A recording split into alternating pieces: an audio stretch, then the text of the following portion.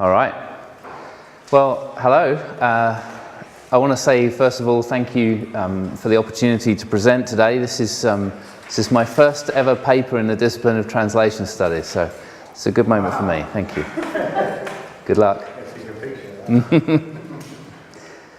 In their introduction to the special edition of Translation Studies entitled The City as Translation Zone, Michael Cronin and Sherry Simon advocate translation zones within cities as border contexts that create the possibility and indeed the necessity of truly participative spaces for shared co-creative living.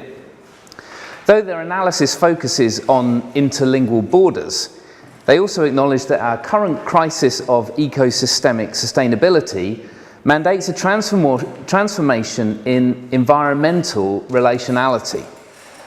To quote, "The need for a post-anthropocentric view of the relationality between human beings and all other inhabitants of the planet demands in our cities the emergence of a translation ecology which mobilizes thinking around perhaps the least understood or theorized part of translation, namely intersemiotic translation." This paper, as a prelude to our Misano hack later on, is an attempt to develop the concept of the city as translation zone by theorizing a translation ecology in light of what we have come to call the material turn. So, to begin, let me take you to Australia. This is the intersection of Collins Street and Elizabeth Street in Melbourne's central business district, one of the busiest points of Australia's second, but definitely best, city. This is the sculpture called Children's Tree. Its dark bronze exterior means it fades into the background. Early morning commuters huddle past it, either fueled by or in search of Melbourne's world-famous coffee. Well-off tourists move down Elizabeth Street towards the Yarra River and across it from the luxury apartments to the financial districts, the luxury apartments of the financial districts to the shopping malls on the other side. Occasionally, those in less of a rush stop to rest on the sculpture's base. If you didn't know it already, you might not guess that there is a deep and many-layered story to be told here. Children's Tree is a sculpture by Tom Bass, commissioned in the 1960s for the Colonial Mutual Life building. Elizabeth Street is famous for its massive floods. Periodically after heavy rainfall, the whole road becomes a river. This is because a creek runs underneath the street. In normal weather, it's hidden underneath the surface, but when the rain hits, it bursts its bank and rises up through the drains to flood it. For the Kulin nations, the Aboriginal peoples of this land, the creek is the source of the spirit babies. In Aboriginal understanding, conception happens when a spirit baby from the creek chooses a woman to become their mother. It is striking that this birthplace of life is paved over and hidden, and yet the road cannot always contain it. This space makes us think about how our life is shaped by the city environment we create. Day-to-day life is interrupted by the flooding creek, a symbol of life breaking out of its confinement to assert itself within the city. Children's Tree was commissioned by a bank called Colonial Mutual Life, which is significant. Melbourne itself is a colonial city, even down to its topography. The early planners drew up the designs in an office in Sydney and literally plonked it down on the landscape during the 1830s. This is why the creek floods Elizabeth Street like it does. The sculpture itself depicts European children playing under a tree, accompanied by indigenous animals, an owl and a lizard. It works as an illustration of the Australian economy, of which Colonial Mutual Life, now part of the Commonwealth Bank, is a good representative. The land, which was the historic responsibility of the First Peoples, is now carved up farmed and mined by European settlers and their descendants, the wealth of colonial mutual life and the Commonwealth Bank is made possible by this seizure of land.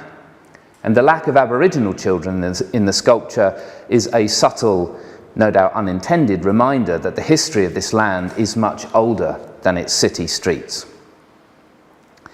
Now, nearly 200 years on from the founding of the city, Australians, particularly those in Melbourne, like to think of their society more like a commonwealth, a society in which everybody shares, than they do a colonial project.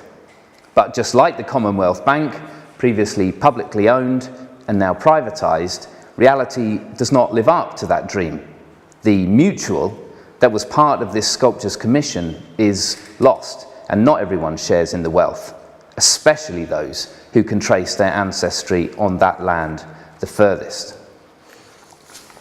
Just as Elizabeth Street has paved over the source of the spirit babies, so much of Australian life has been written over ancient Aboriginal culture.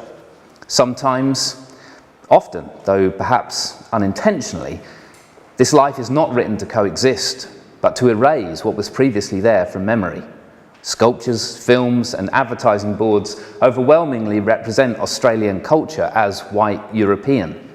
The children's tree is an example of that, with European children playing in a rural Indigenous setting. The sculptor, Tom Bass, said of his work, "The more I worked on it, the more I realised how important it was to create this little incident in the heart of a great bustling city that would remind people of their childhood." The statement reflects the adult nature of the city. Corporate skyscrapers, endless strangers, and hustling crowds ready to swallow up little ones who can't keep pace. The city can be pretty unforgiving, but this sculpture makes a space on a street corner where we can all slow down and let our memories catch us up.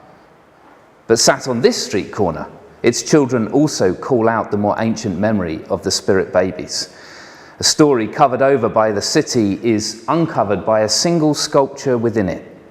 Our birth, our origin cannot be erased, even by asphalt and concrete and stone. The children's tree sculpture and the hidden creek beside it ask us about where we come from. What part have we unintentionally forgotten? City life can be very individual, but the life of the creek is communal.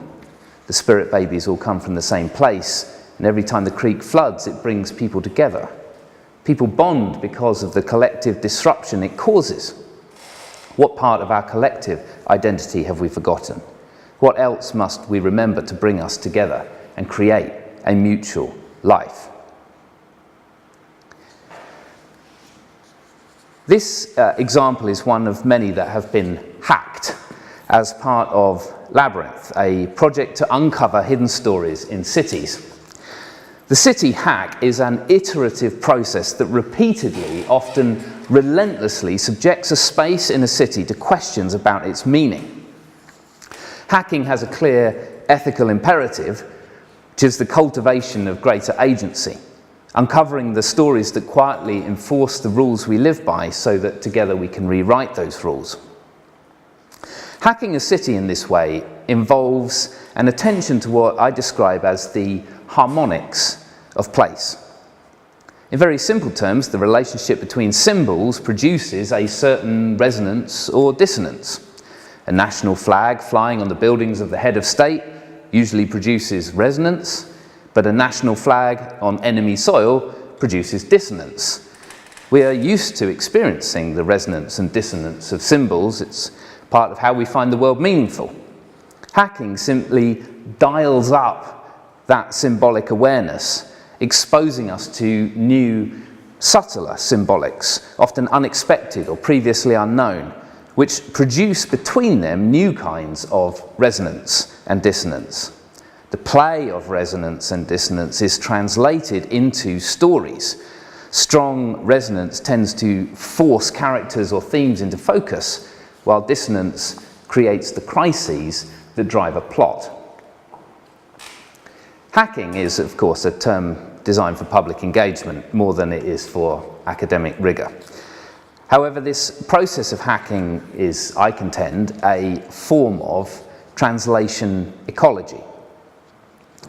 Cronin and Simon's use of the term suggests that communication with other non-human sentient life is also vital in a post-anthropocentric city where unexplored border zones provide additional opportunities for translation. I want to suggest that since ecology is concerned not just with the relationship between organisms, but crucially, with the relationship of organisms to their environment, any translation ecology in a city must prioritize the intersemiotic relationship not just between sentient languages of entirely different orders, but between those languages and their material context. In the story of the children's tree, it is the meanings of art cast in bronze, of asphalt over water, and of mythological memory that is intimately tied to a particular place that must also be translated alongside the Aboriginal languages of the Kulin nations and the English language imports such as Mutual and Commonwealth and City. Let's now take another long-haul flight and head for London. If you stand on the steps of St Paul's Cathedral and you look down Ludgate Hill towards Fleet Street, you find yourself aligned with Queen Anne. With the great stone pillars behind you, she stands a few metres in front, surrounded by 4 women representing the British Empire in the early 18th century: England, Ireland, France, and North America. This is very clearly the establishment vantage. Walk down the steps and onto the flagstone pavement below, however, and you find yourself on the site of the Occupy encampment of late 2011. They were protesting the wealth of the 1% on behalf of the 99%. St Paul's Cathedral locked horns with the protesters and, after a legal battle lasting several months, eventually had them evicted. There are few spaces in Britain's capital that better evoke the tussle between the establishment and the anti-establishment. To stand there with this memory is to stand in a politically contested space. However, the contested nature of this space is not just straightforwardly political. Surrounding the flagstone pavement, standing in an arc from the entrance to Paternoster Square round to Ludgate Hill, are 5 sculpted faces atop 5 tall pillars. They are Angel 5, the work of renowned English sculptor Emily Young. In her words, the faces are carved to give form and voice to ancient stone. She is clear that her work is not religious, yet nonetheless offers a theological rationale. These faces honour our Creator, Mother Earth, from whom we are born and to whom we return. You get a sense of endless age under their gaze, that the whole of human history will come and go before they even blink. Across from St Paul's Cathedral, of course, these sculptures open up another tension.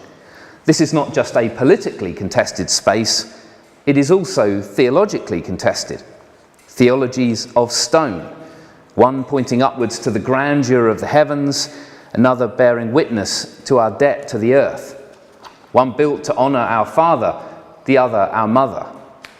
This translation of this space questions both our political and our theological allegiance and its place within a play of complex contested narratives. Does the power of empire owe its life to the heavens? Is that why empires tend to trample the earth? Or does it owe its life to the ground, from which it literally takes its economic prosperity? Do the tents of protesters owe their life to the heavens, to some overarching principle of justice to which they can appeal, or to no one, leaving them free to move on?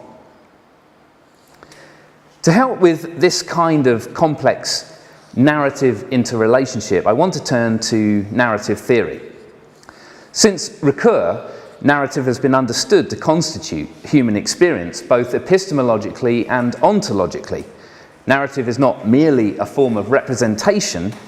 We structure meaning in narrative terms with all the standard features of story. Narrative theory demonstrates that these stories we live by are fragmented and many-layered, often with multiple contested dimensions.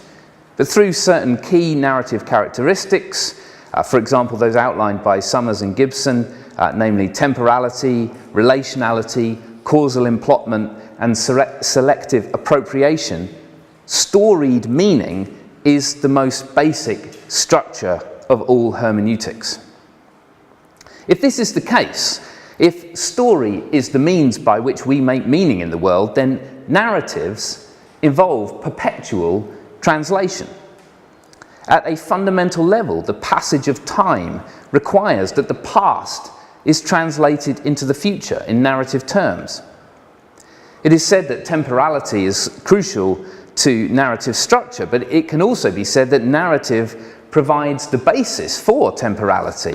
With no sense of unfolding story, notions of past and future are meaningless. If a story cannot be translated into our present, the past and the future are terms in which we have no viable stake. In this sense, translation, and translation of narratives in particular, is central to human experience. Margaret Summers, and I'm indebted to Deborah for pointing me in her direction, outlines four narrative categories by which we encounter this narratively constructed world. The ontological narrative, the public narrative, meta-narrativity, and then a fourth category pertaining to research on this subject, which she calls conceptual narrativity. The idea of the ontological narrative is important because it insists that our being in the world is not simply a fact, it is not fixed, but it is a story. To say that we are is to say that we are becoming. Ontological narratives are necessarily intersubjective because what we are becoming both determines and is determined by the being of many varied others and the complex negotiated stories we perform together. The available materials from which we draw resources for that negotiation are public narratives and meta-narrativity.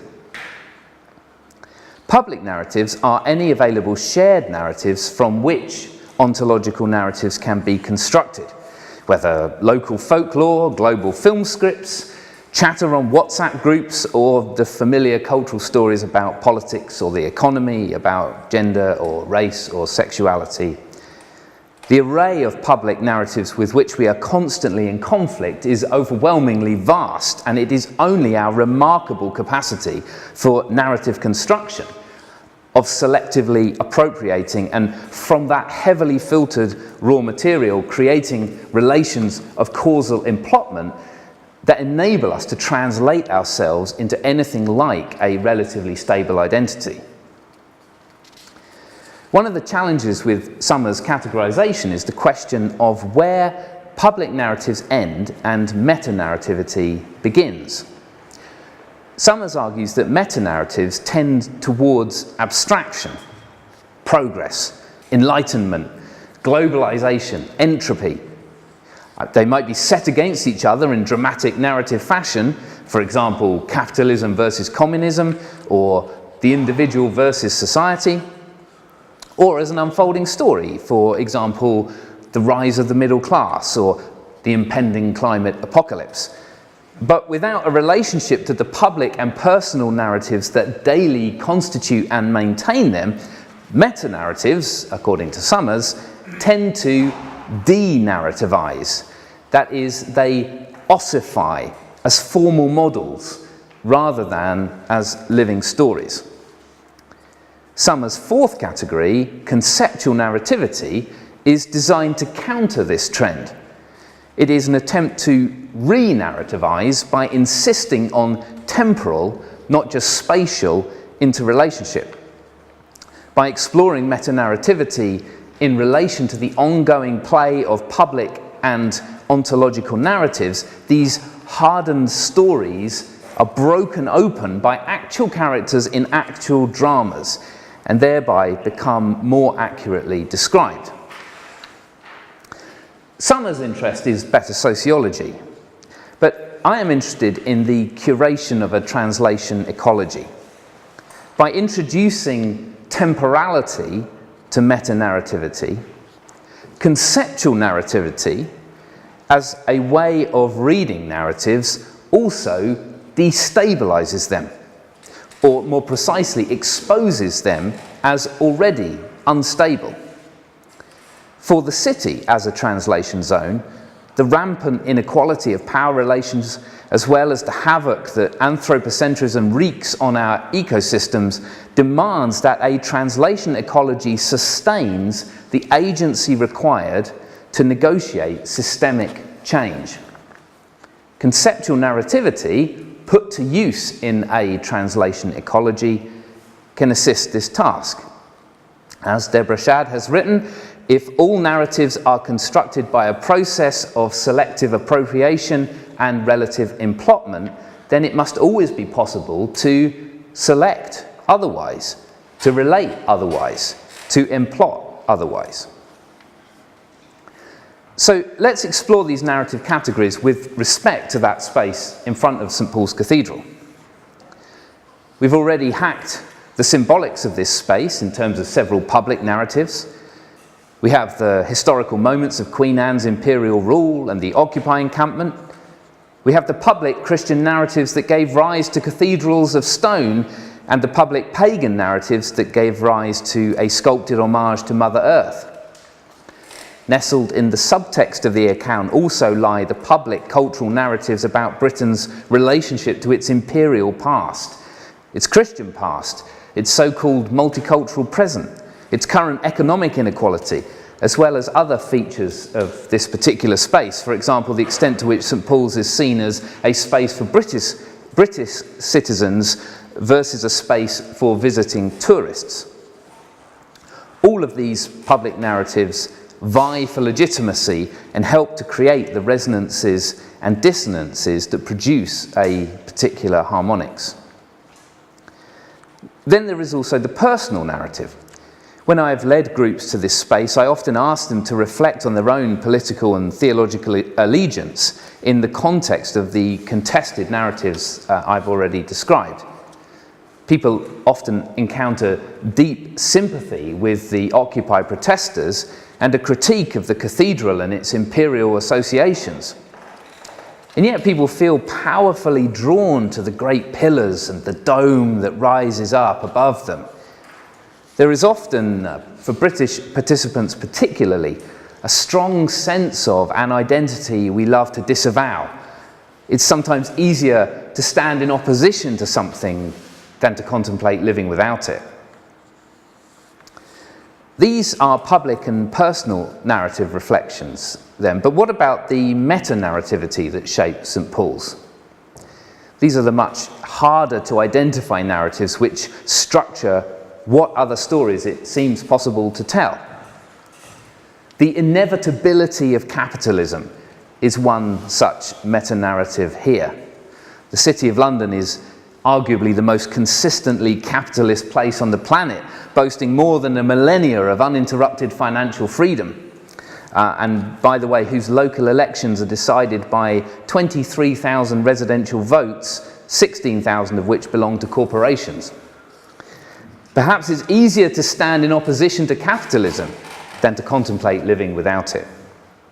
And yet, the spectral memory of transient tents haunts the permanent pillars that cannot go anywhere unless some apocalyptic event destroys the entire edifice. Above the south transept is a stone which the cathedral's architect, Sir Christopher Wren, pulled from the rubble of the previous cathedral after it was burned down by the Great Fire of London.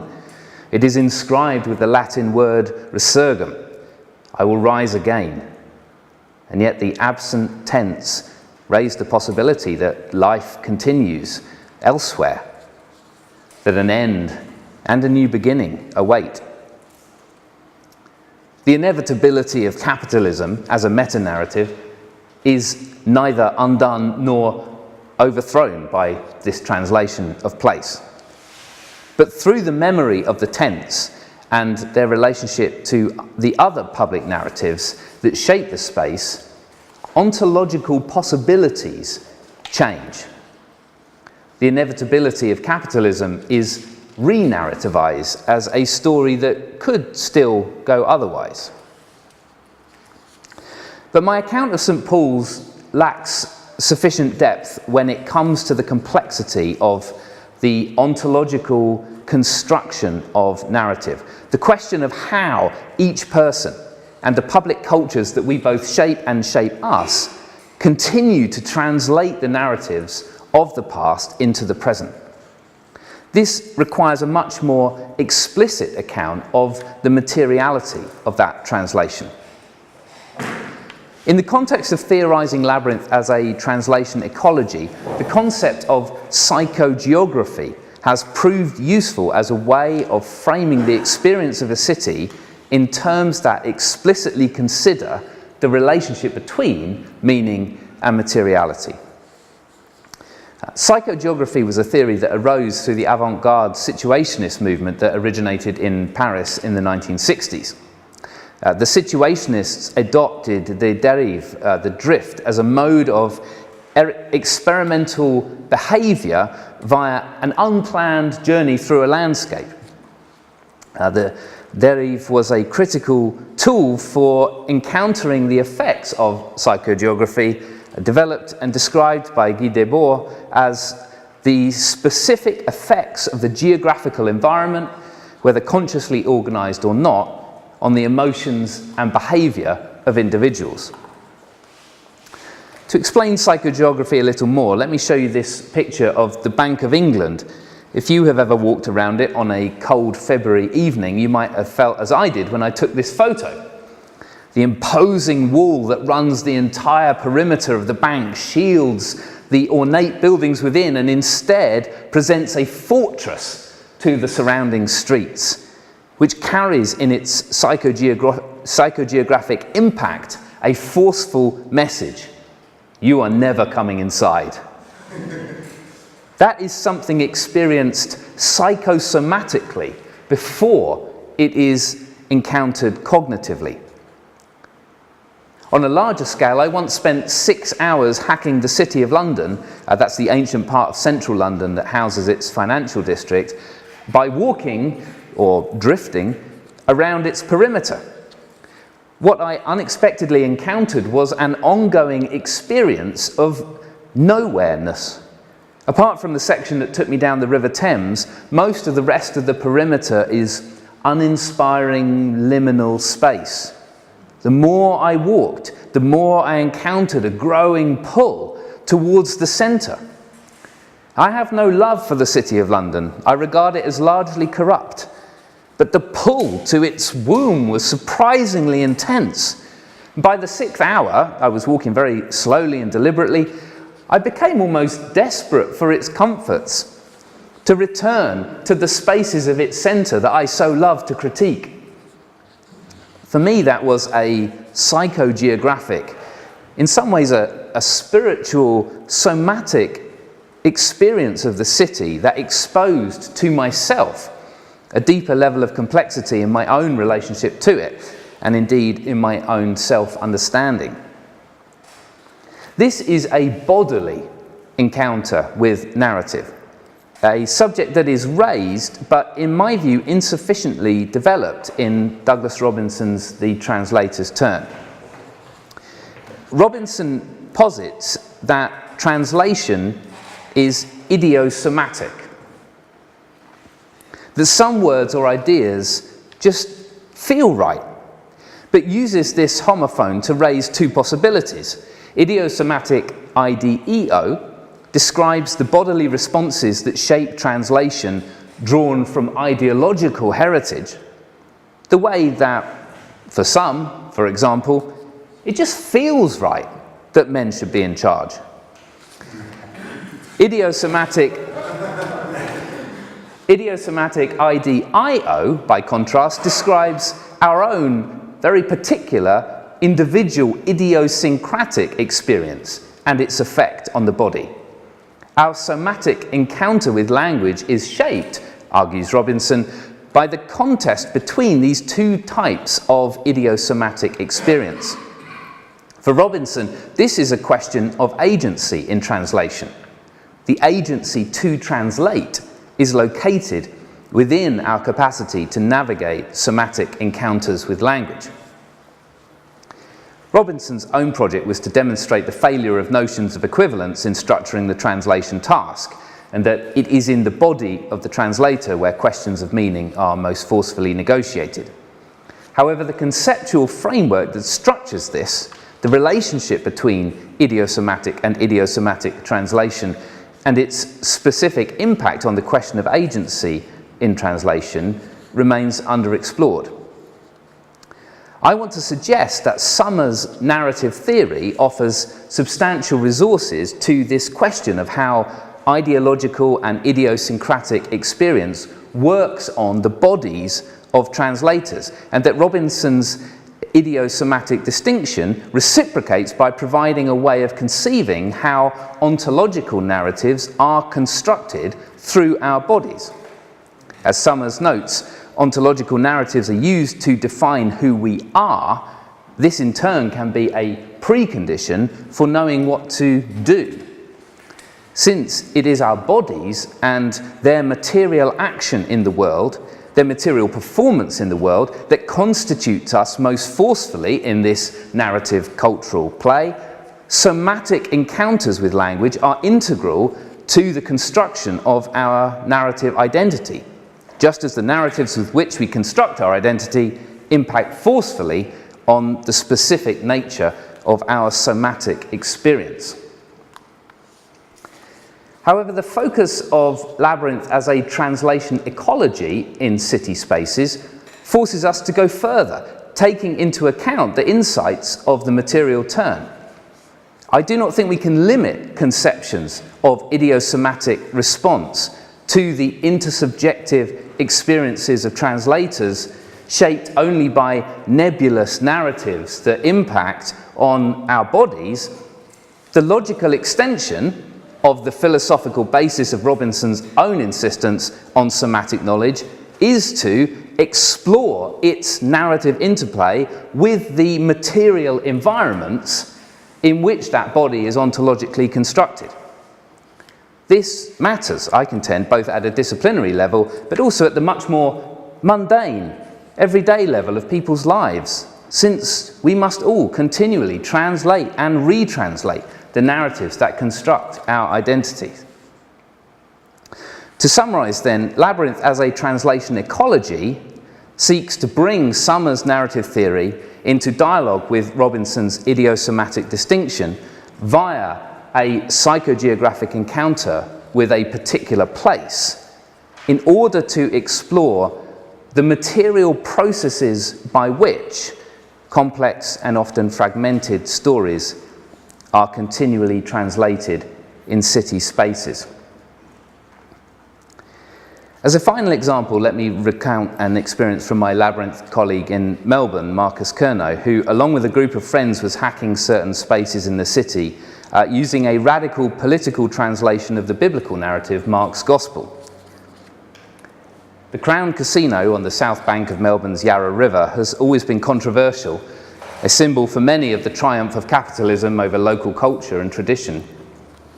Ever since prominent Australian actor Rachel Griffiths turned up topless in protest on opening night, wearing no more than a white loincloth and a crown of thorns, the casino has been a prime space for exploring contested stories, especially the legacy of Christian narratives in Australia.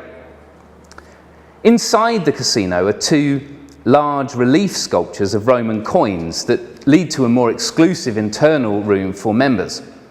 One coin depicts Caesar's head, and the other shows him riding a horse. The sculpture is about 2 meters high, and its base is attached to the wall about 1 meter from the floor. The group read their translation of Mark's Gospel. I'll read it to you. Some of Jeff's mates came to Jesus. I should say Jeff is the fanatically neoliberal premier of the state of Victoria in the late 90s when this was translated. Some of Jeff's mates came to Jesus and asked him, "Is it ethical to give into the global financial system or not? To give or not to give?" But knowing their hypocrisy, Jesus said to them, "Give me a credit card so that I might look at it." And they gave him one. And he says to them, "Whose logo is this? Whose inscription?" And they say to him, It is visas. And Jesus said to them, give to Visa the things that are visas, and to God the things that are God's.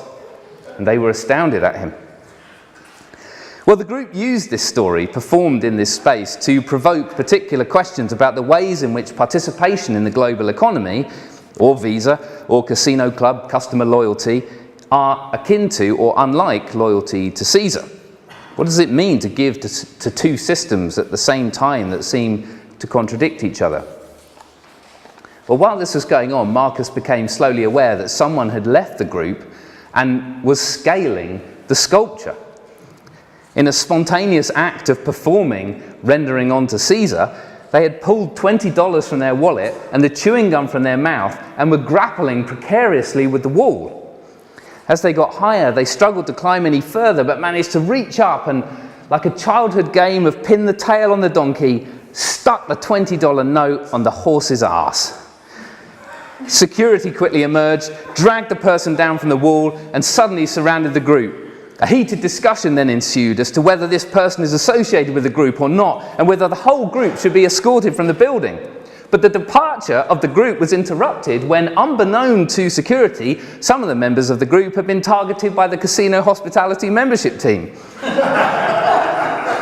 So things slowed down as the casino security debate with their own hospitality team as to whether they're kicking the group out or signing them up, rendering to Visa or not. Through one spontaneous embodied act of boundary transgression, the translation of narratives in this public space is changed from abstracted reading and theorizing to actual characters in a drama whose bodies and activities are deemed to have threatened the space. Or perhaps more precisely, we can say that the translation of narratives was exposed as already deeply somatic, shaped by the material relations of each body to their context, each organism to their environment. The spectacle of the performance of scaling the sculpture exposes the unspectacular performance that each person present already made and continue to make with their body. Put in the terms of Augusto Boal's Theatre of the Oppressed, the spectator has become the spec-actor, now conscious of their own part in a complex drama that is unfolding, their body a politically performing organism in a translation ecology. My intention here has been to use these examples from Labyrinth to explore the dynamics of the city as a translation zone, as a means to beginning to theorize a translation ecology that takes seriously the materiality of translation and the cultivation of the agency required to negotiate systemic change. Thank you.